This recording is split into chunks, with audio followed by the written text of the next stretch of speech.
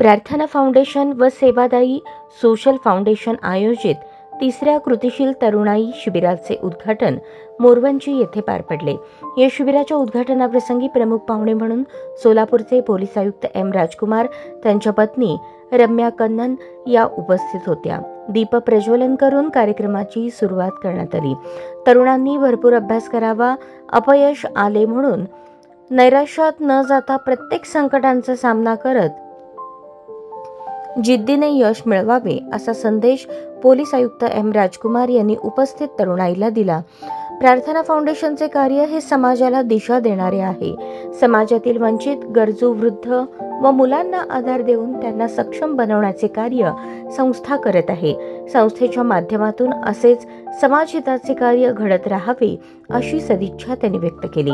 स्वतःला मानसिकदृष्ट्या सक्षम आणि स्थिर ठेवून जीवनाची वाटचाल कशी करावी याबाबत रम्या कन्नन यांनी शिबिरार्थींना मार्गदर्शन केले।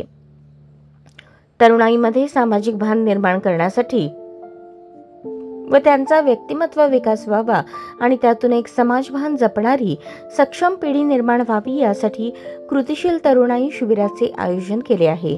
कृतिशील तरुणाई शिबिराचे हे तिसरे वर्ष आहे। या शिबिरासाठी महाराष्ट्रभरातून सामाजिक विचारांची स्वतःत बदल करून समाजात कृतिशील बदल घडवू पाहणाऱ्या तरुण तरुणींचा सहभाग असतो।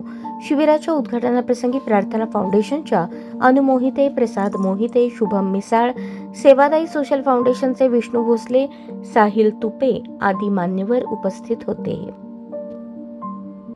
मधून सुद्धा आज साहेबांनी आमच्यासाठी वेळ काढला, त्याबद्दल तुमचं खूप खूप आभार मानतो आणि त्या जोरदार टाळ्या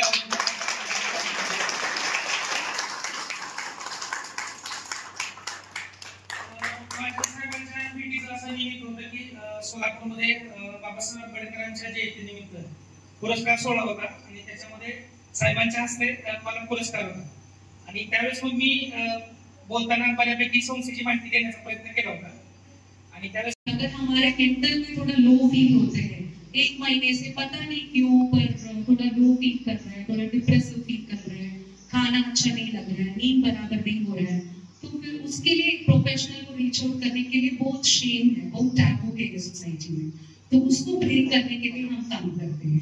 एंड आई आल्सो वर्क विद रिस्पेक्ट टू जेंडर के मुताबिक, क्योंकि अभी हम जो हमारा सोसाइटी है, इंडियन सोसाइटी, वो पेट्रियार्कल सोसाइटी है, राइट?